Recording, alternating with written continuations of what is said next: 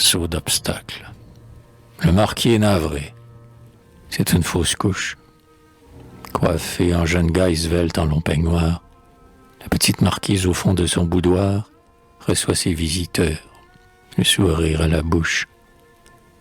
Allons, ne pleurez pas. Est-ce que ça me touche?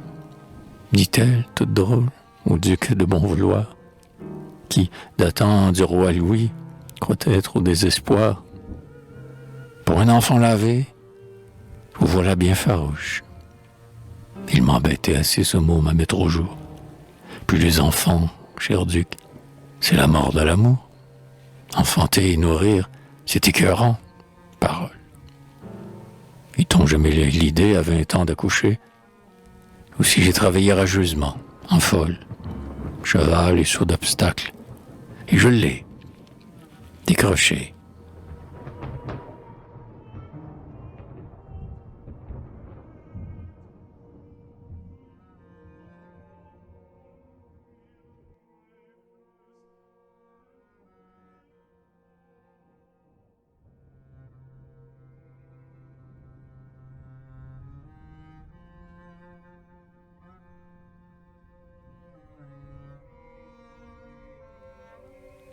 Gratin. 50 louis. Banco. 25 nouveaux. Ramasse. J'ai la guigne. Parbleu, tes grooms te font la cour. Tu perds au jeu, mon vieux. Trop de chance en amour. Tiens-tu ces 25 louis? Tombais encore. Je passe. Le petit prince y wish. Et la marche lasse. Arrive là-dessus. Bonjour, ami, bonjour. Je sors de la première. Ah, mes enfants, quel four. Une vierge encore vierge et tout le temps sans casse. Puis, s'adressant au duc, je cherche un vrai masseur, un solide. As-tu ça? Dans la classe indigente, ça se voit. À propos, j'ai rencontré ta sœur. Laquelle? La marquise. Ah, bon, intelligente. Elle était assimilée. Avec d'eau? Bon lanceur. Mais elle n'ira pas loin. Ma sœur est exigeante.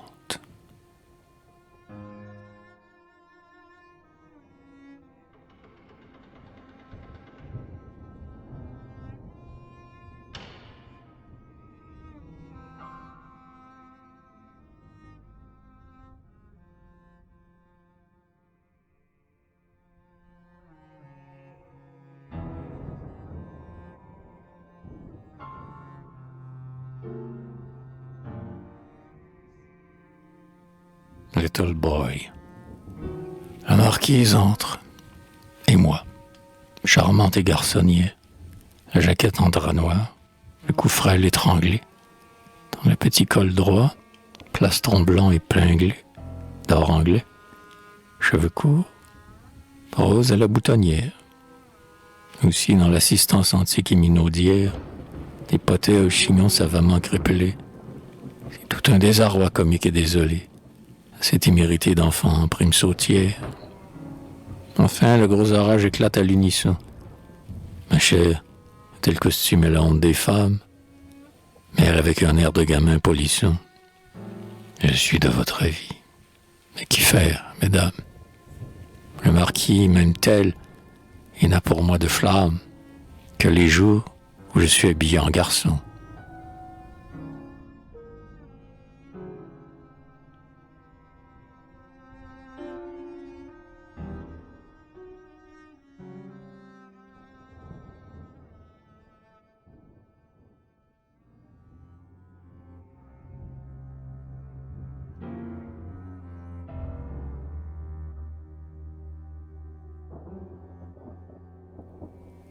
Adultère.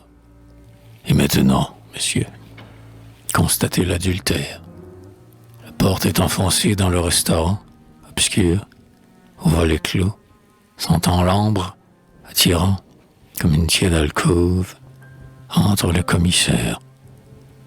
Le mari sur le seuil est resté, dévorant sa honte, quand soudain une voix jeune et claire.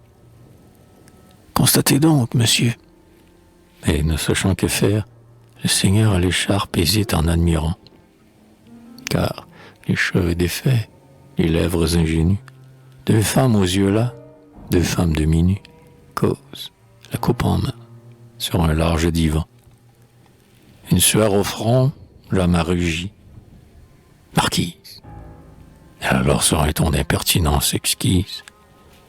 De quoi vous plaignez-vous? Je ne fais pas d'enfant.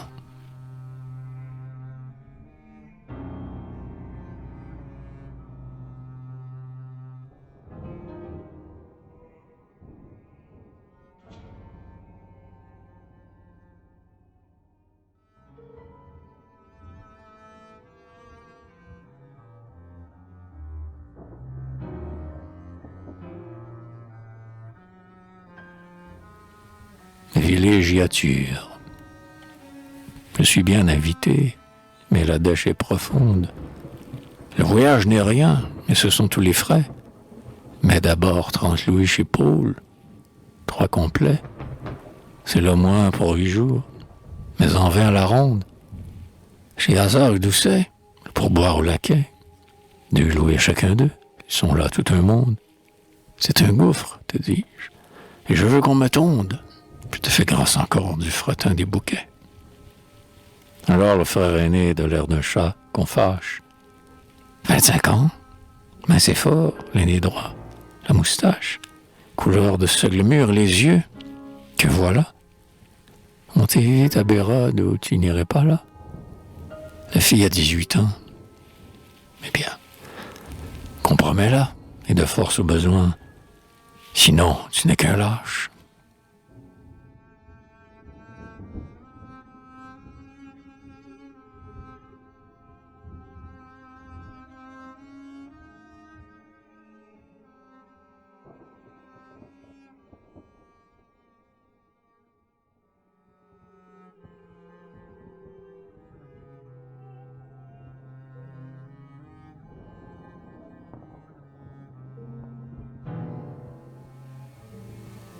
Bonne piste. Madame est à genoux, qui boucle et fait les mâles. La bourse est à la baisse et monsieur au grand prix. Sur les chevaux anglais ayant mis ses paris, on va prendre les bains de mer aux grandes dalles.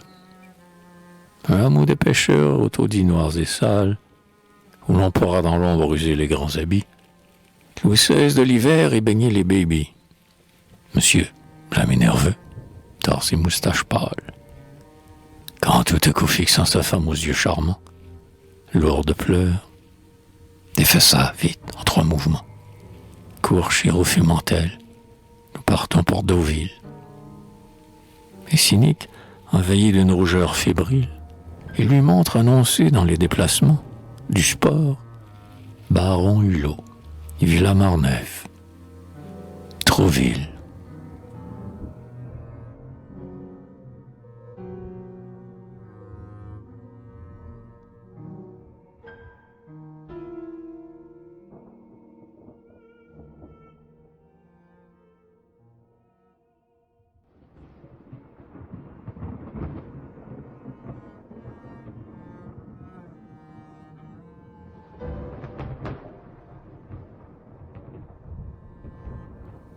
Dit au club.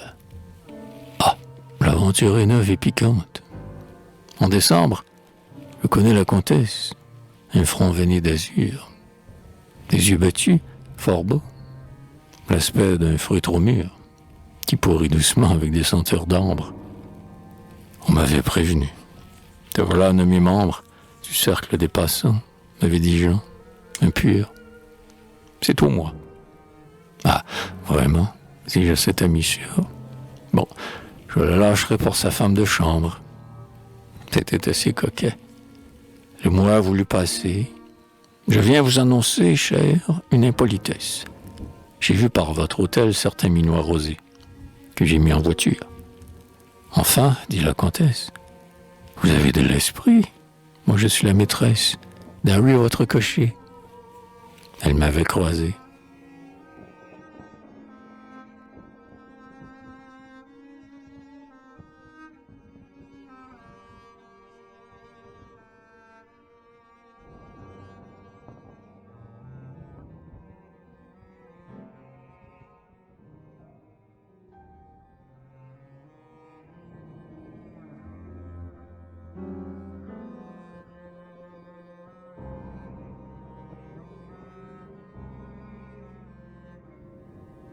mariage. Maintenant, mon ami, conte-moi le futur. Tu veux me marier pour arrêter les frais des emprunts? Les amis sont parfois indiscrets. Tu m'enterres? C'est bien. Elle a de la figure, très blonde, de la taille, une bonne tournure, mal faite et 18 ans. 18 ans à peu près. 25 ans. La dot est de 500 000. Après, le double. Elle a bien vrai rien. Aucune aventure. Aucune. Alors, mon cher, je ne l'épouse pas. La fille au million qui prend le vieux pana, l'homme enfin que je suis sans faute, est une grouse. C'est-à-dire, on a dit, dans le monde on jalouse, bien vite une héritière. Allons, pas de marin, qu'on double son apport, mon cher, et je l'épouse.